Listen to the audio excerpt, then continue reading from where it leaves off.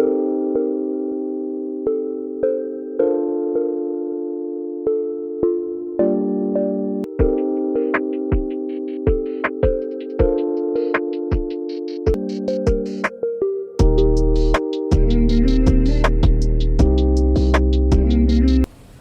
everyone, welcome back to my podcast, Love and Courageous. I'm your host, Demetris, and today I'll be speaking about Project 2025.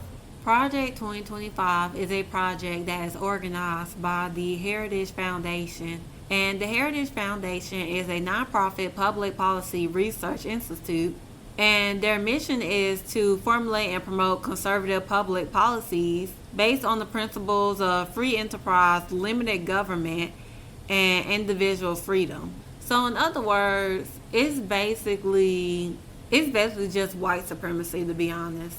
Just white men coming along and trying to take everybody's rights away, mainly people that are non-white. And I'm going to list the 3 white men that are responsible for Project 2025. So the director, who is Paul Dance, the associate director, Spencer Cretion, and the other associate director, Troop Hemingway. And the Trump administration actually relies on the heritage mandate. Project 2025 is a book, and it's nearly 900 pages. And I'm going to go over some of the things that are in the book. But basically, what is in it is that it's giving the president full control over the government, is what it's doing. It's taking control away from the government. So one thing that is mentioned in Project 2025 is the Department of Health and Human Services. And it calls for the Food and Drug Administration to reverse the approval of abortion pill, mifepristone. And they are targeting medication abortions, including how mifepristone is used. And it's not supposed to be taken in the 10 weeks of pregnancy, but they would permit it to be taken up to 7 weeks into a pregnancy. And they also is trying to require it to be dispensed into a person instead of through mail. Now I'm just going to read over this little section that is in the Project 2025 book. So it's about the protecting life, bodily integrity, and conscience. It says, I quote, "The Secretary should pursue a robust agenda to protect the fundamental right to life, protect conscience rights, and uphold bodily integrity rooted in biological realities, not ideology. From the moment of conception, every human being possesses inherent dignity and worth, and our humanity does not depend on our age, stage of development, race, or abilities. The Secretary must ensure that all human and health services, programs, and activities are rooted in a deep respect for innocent human life from day one until natural death. Abortion and euthanasia are not health care."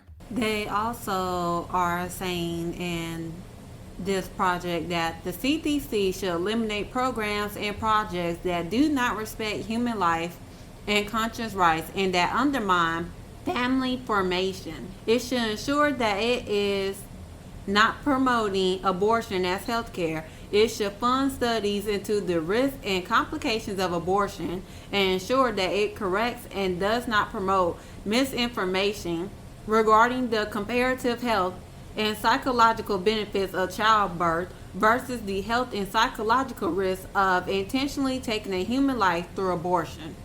Another goal of theirs, it says promoting stable and flourishing married families. So in other words, what it's saying is that they're basically against gay marriage. But I'm just going to read this word from word. So it says, families comprised of a married mother, father, and their children are the foundation of a well-ordered nation and healthy society. Unfortunately, family policies and programs under President Biden's Health and Human Services are fraught with agenda items focusing on LGBTQ plus equity, subsidizing single motherhood, disincentivizing work, and penalizing marriage. These policies should be repealed and replaced by policies that support the formation of stable, married, nuclear families.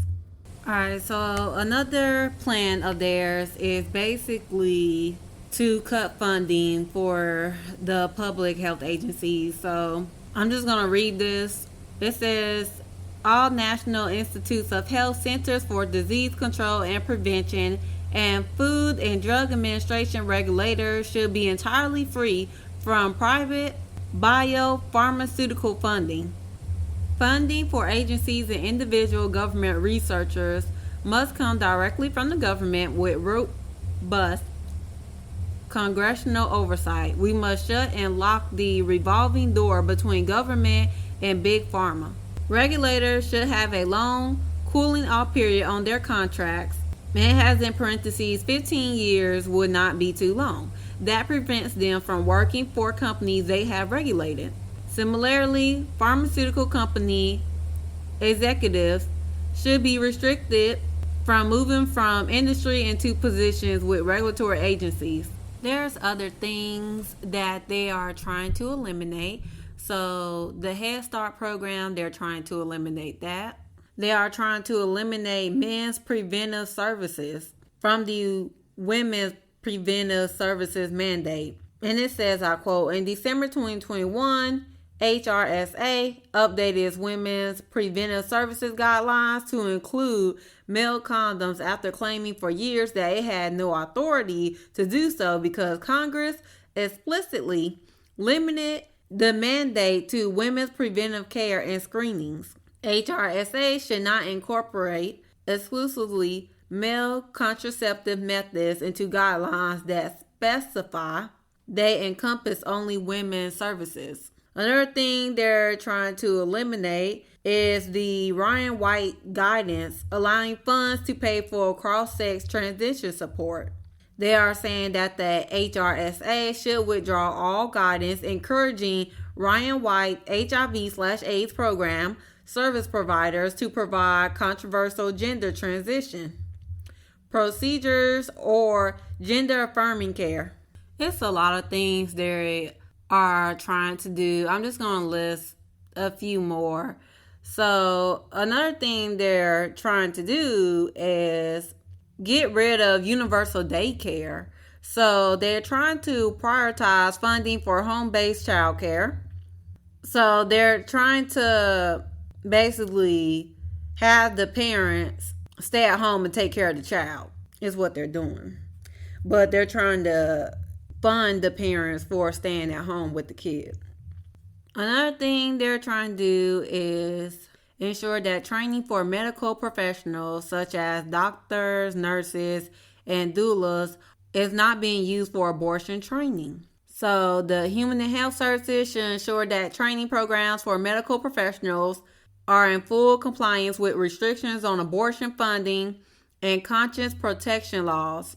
This includes that the Health and Human Services have to investigate state medical school compliance with the Coates-Snow Amendment, which prohibits discrimination against healthcare entities that do not provide or undergo training for abortion. Ensure that the Accreditation Council for Graduate Medical Education complies with all relevant conscience statutes and regulations, and that states have taken the affirmative steps to assure compliance with Coates-Snow.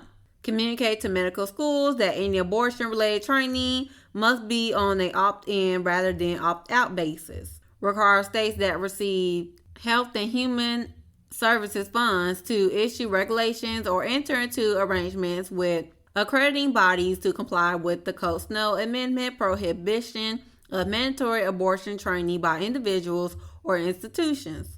The Coates-Snow Amendment specifically requires such state regulations or arrangements. So now I'm going to get into the Department of Education. So if Trump gets in, The administration should work with Congress to pass a Department of Education reorganization act to reform, eliminate, or move the department programs and offices to appropriate agencies. So I'm just going to go over some of the things that are mentioned in this Project 2025. So the Office of Elementary and Secondary Education, also known as OESE, is comprised of 36 programs ranging from Title I, Part A of the Elementary and Secondary Education Act and Impact Aid to programs for Native American students and the DC Opportunity Scholarship Program. So here are just a few things that they are trying to do. Reduce the number of programs managed by OESE and transfer some remaining programs to other federal agencies. Transfer Title I Part A, which provides federal funding for lower income school districts, to the Department of Health and Human Services, specifically the Administration for Children and Families. It should be administered as a no strings attached formula block grant. Eliminate Impact Aid that is not tied to students. Transfer all Indian education programs to the Bureau of Indian Education. Move student-driven Impact Aid programs to the Department of Defense Education Authority or the Department of Interior Bureau of Indian Education. The DC Opportunity Scholarship Program, which provides vouchers to low-income children living in the nation's capital, appropriate as DC is under the jurisdiction of Congress, should be expanded into a universal program, formula funded, and moved to the Department of Health and Human Services. All the other programs at OESE should be block granted or eliminated. Now I'm about to get into the Office for Post-Secondary Education. So the next administration should work with Congress to eliminate or move OPE, which is Office for Post-Secondary Education, programs to ETA at the Department of Labor. Another thing they're trying to do is funding to institutions should be block granted and narrow to historically black colleges and universities and tribally controlled colleges. Move programs deemed important to our national security interests to the Department of State. Another plan of theirs is to reform the Office of Federal Student Aid. So this urged the administration to end the abuse of FSA loan forgiveness programs, to manage the federal student loan portfolio in a professional way, and to work with Congress for a long-term overhaul of the program for the benefit of students and taxpayers. So here are just a few things that are included with this little piece of plan right here. The new administration must end the prior administration abuse of the agency payment pause and HEA loan forgiveness programs, including borrower defense to repayment, close school discharge, and public service loan forgiveness. The new administration shall also take immediate steps to commence the rulemaking process to rescind or substantially modify the prior administration's HEA regulations. The federal government does not have the proper incentives to make sound lending decisions, so the new administration should consider returning to a system in which private lenders backed by government guarantees would compete to offer student loans, including subsidized and unsubsidized loans. Now also says, I continue, if Congress is unwilling to reform federal student aid, then the administration should follow these reforms right here. So I'm just going to go by the list. So switch to fair value accounting from FCRA accounting and consolidate all federal loan programs into one new program that 1. Utilizes income-driven repayment, 2. Includes no interest rate, subsidized, or loan forgiveness, 3. Includes annual and aggregate limits on borrowing, and last, requires skin in the game from colleges to help hold them accountable for loan repayment. Okay, critical race theory is the last one I will speak on when it comes to the Department of Education. So I'm just going to read this from word to word. Those who subscribe to the theory believe that racism is appropriate and necessary, even making the theory more than merely a analytical tool to describe race in public and private life. The theory disrupts America's founding ideas of freedom and opportunity. So when critical race theory is used as part of school activities such as mandatory affinity groups, teacher training programs in which educators are required to confess their privilege, or school assignments in which students must defend the false idea that America is systematically racist. The theory is actively disrupting the values that hold communities and together, such as equality under the law and colorblindness. It also continue by saying, as such, lawmakers should design legislation that prevents the theory from spreading discrimination. For kindergarten through 12th grade system under their jurisdiction, federal lawmakers should adopt proposals that say no individual should receive punishment or benefits based on the color of their skin. Furthermore, school officials should not require students or teachers to believe that individuals are guilty or responsible for the actions of others based on race or ethnicity. They continue by saying educators should not be forced to discuss contemporary political issues, but neither should they refrain from discussing certain subjects in an attempt to protect students from ideas with which they disagree. Proposals such as this should result in robust classroom discussions, not censorship. At that state level, states should require schools to post classroom materials online to provide maximum transparency to parents. Now, I want to give my input on this just in case anybody did not follow up with what I just said. What they're basically doing is that they are trying to say that racism don't exist. They don't want racism to be taught in the school because of the simple fact that they stood here and said students must defend the false idea that America is systematically racist. Well, America is racist. They don't want the kids to be taught racism. And I'm not talking about teaching kids how to hate because the parents do that at home. What I'm saying is that they don't want people to be educated on the true history of America. In other words, that is what they're saying, but they're trying to make it seem like, oh, like y'all trying to teach people hate white people. No, that's not what we're saying. You know exactly what we're saying. What we're saying is this is what white people did. But the issue is that white people don't want this to be taught in the school system because they can't swallow their white pride. Well, no one told you to colonize this country. No one told you to kidnap, rape black people, murder them. No one told you to do none of that. So therefore, if you have an issue with it, well, take it to your ancestors' grave. I don't care, but this needs to be taught in the schools because this is the true history of America and racism do exist. We have all these issues, and I mean, the fact that they're standing here and they're saying that they don't want this taught in the schools, but yet y'all over here trying to take out dang on freaking funds for black colleges. I mean, come on now.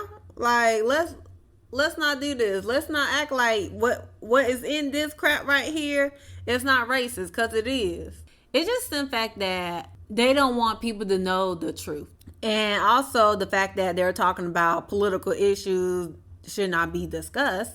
But to me, first of all, that should be discussed because everybody should really know what's going on in the world. But it's just a way of them controlling the narrative, like how white people want themselves to be, how they want other people to perceive them. They want people to look at them and they want people to see them as heroes, which they are not.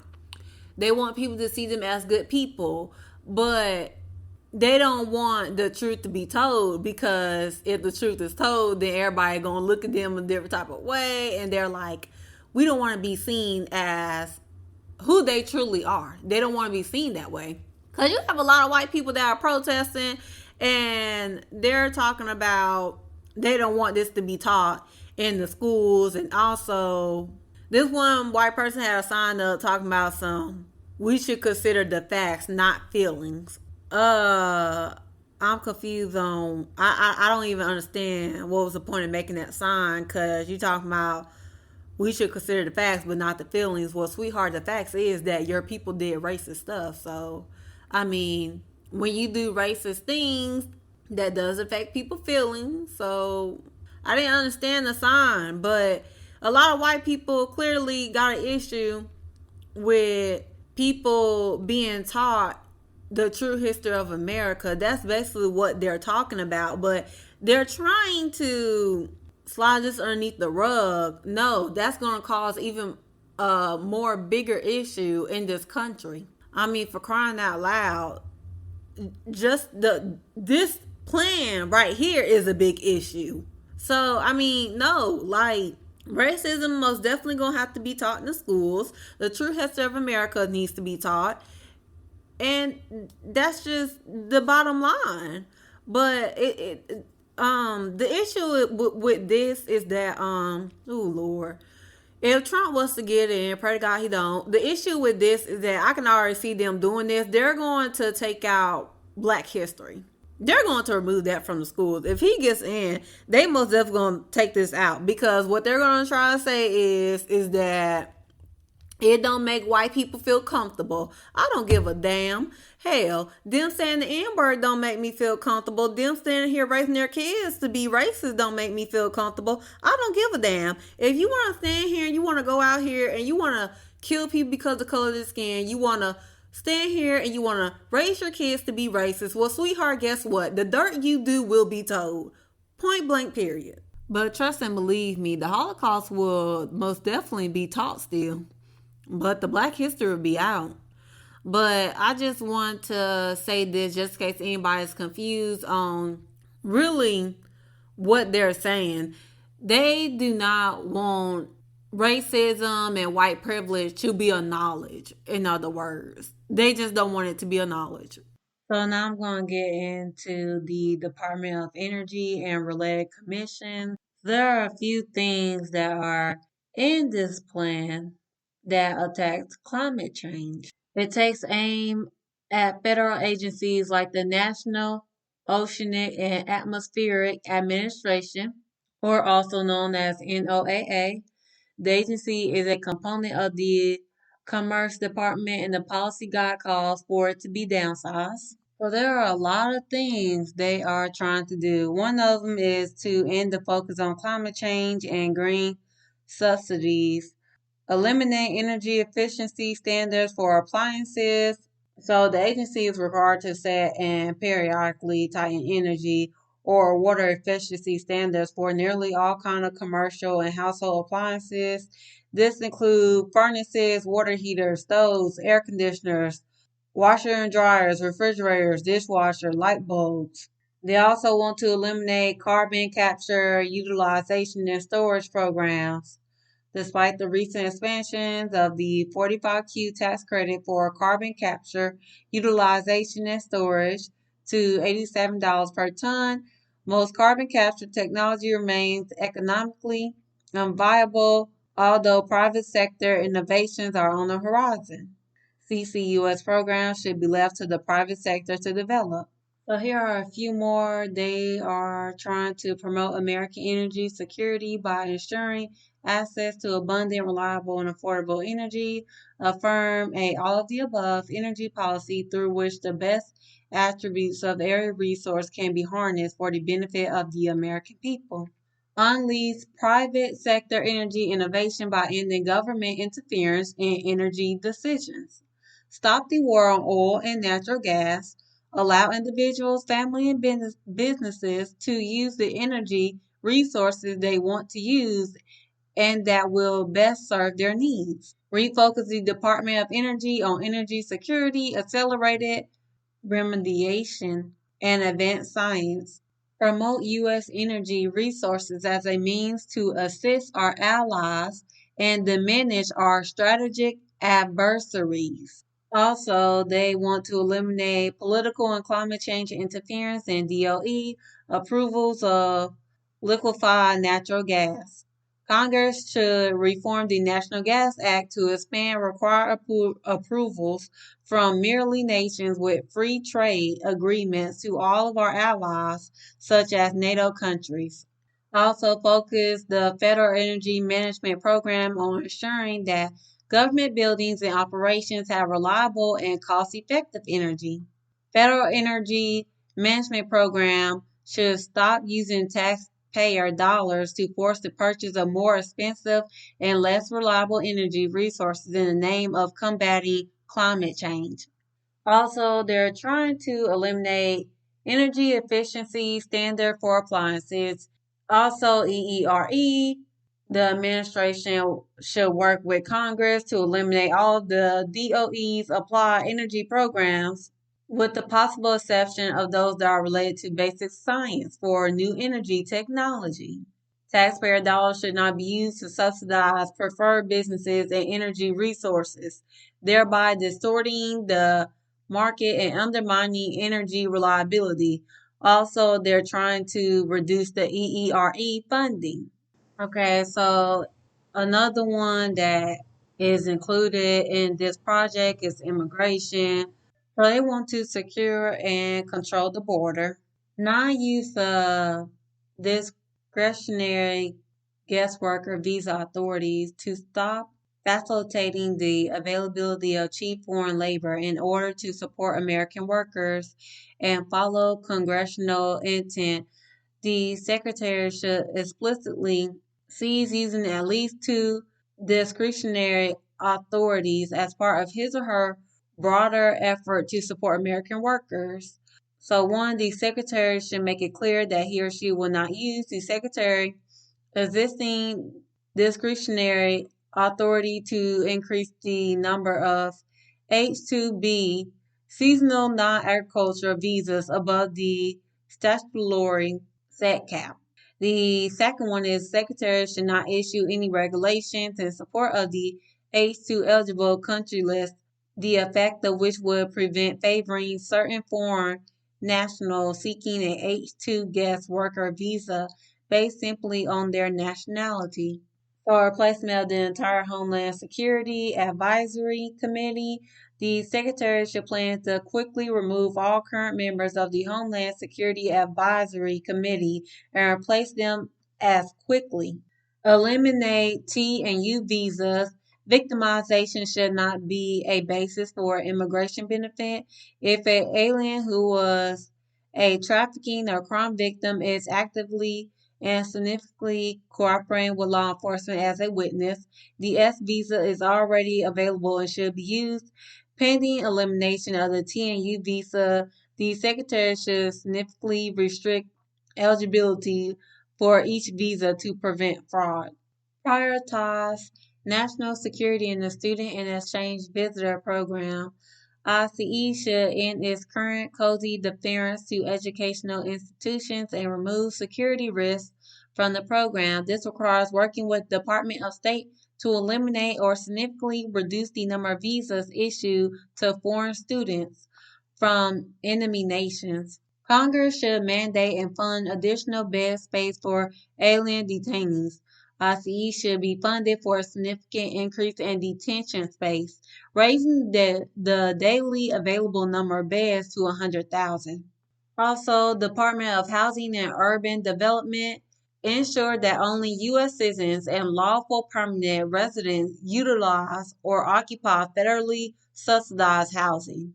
Department of Education deny loan access to those who are not U.S. citizens or lawful permanent residents and deny loan access to students at schools that provide in-state tuition to illegal aliens. Department of Labor, eliminate the 2 of 4 lowest wage levels for foreign workers. Also, Department of the Treasury, implement all necessary regulations both to equalize taxes between American citizens and working visa holders and to provide DHS with all tax information of illegal aliens as expeditiously as possible. Now, also, there are a few things that they're also trying to do. So, social media, they're actually trying to get rid of social media, not just TikTok, but Facebook, Instagram, all of it. They're trying to get rid of it. Also, they're trying to eliminate race, gender, sexual orientation, gender equality, gender awareness. They're trying to get rid of these terms and so much more. They're also trying to end trade with China. But the last one I want to get into is the Department of Justice. So I'm going to list a few. But what they're trying to do is that they're trying to control the FBI. So here's one of them: streamline the non law enforcement functions within the FBI, such as its Office of General Counsel, and obtain these services from other offices within the department. So if Trump was to get in, the administration should eliminate any offices within the FBI that has the power to eliminate without any action from Congress. For example, few Americans know that the FBI maintains a core of approximately 300 attorneys within its Office of General Counsel, an office that has been involved in some of the FBI most damaging recent scandals. These attorneys are not necessary to the functioning of the FBI in their current capacity. Legal advice should come from attorneys at the DOJ, whether these attorneys are within the Criminal Division, National Security Division, Justice Management Division, or the Office of Legal Counsel. The plan continued by saying the FBI does not need its own Office of Congressional Affairs separate and apart from the DOJ Office of Legislative Affairs, nor does it need its own Office of Public Affairs. Prohibit the FBI from engaging in general in activities related to combating the spread of so-called misinformation and disinformation by Americans who are not tied to any plausible criminal activity. They want to enforce the death penalty where appropriate and applicable. Capital punishment is a sensitive matter, as it should be, but the current crime waves makes deterrence vital at the federal, state, and local levels. However, providing this punishment without ever enforcing it provides justice neither for the victims' families nor for the defendant. Submit a legislative proposal to Congress to eliminate the 10-year term for the director. Also, align the FBI placement within the department and the federal government with its law enforcement and national security purposes. DOJ veterans often opine that the FBI views itself as an independent agency, accountable to no one, and on par with the Attorney General in terms of stature. But the fact remains that the Federal Bureau of Investigation is located in the Department of Justice. So what they're trying to do is they want to direct the Attorney General to remove the FBI from the Deputy Attorney General's direct supervision within the department organizational chart and instead place it under the general supervision of the Assistant Attorney General for the Criminal Division and the supervision of the Assistant Attorney General for the National Security Division. And this can be done without the approval of Congress. This type of structure will allow the FBI to play an important role in advising the department leadership on emerging threats and updating notable investigations through daily briefings conducted with the Criminal Division and National Security Division leadership, but will also place the FBI under a politically accountable leader with fewer things to manage than the Deputy Attorney General or the Attorney General have. So that is all for today. I'm not even really gonna give no opinion on this crap because it's too dang on freaking long. And all I gotta say is that I'm sick and tired of them always trying to control everybody. Like they just want too much control. And I ain't got sick I don't got time for this. Like honestly. I don't even care for law enforcement, but the fact that you trying to control the FBI, nah, that's not right. But Yeah, so I didn't go through everything that was in this racist plan because the plan is literally longer than my two arms and my two legs. So I could not go through everything. I will tag a link of the Racist Project 2025. If anybody wants to go through it, you can. But like I said, I didn't go through everything because it's just so much. And the topics that I did discuss, those were not the only things. There were a whole lot more plans that they had, but I could not list literally every single one because it was just too much. But I just gotta say, look, just make sure y'all go out and vote. Cause this is some bull crap right here. That's honestly all I can say. Like, I'm just gonna leave it at that because this is just too much. Honestly, just reading the plan was just aggravating my damn brain. I'm like, what in the world? Like, this is literally just control. That's all it is. They want control over everything. That's too much. Like, I don't even see how in the world you can have that much control. But ugh, Jesus. These bastards, they gonna find a freaking way. I'm telling you. Oh Jesus. I don't even want to know what this election gonna look like, but I'm ready to get this crap over with. Y'all just make sure y'all go out and vote. But for my next episode, I will speak on Trump, that little assassination attempt. I will speak on that. But thank you everyone for listening to my podcast and I hope y'all have a lovely day.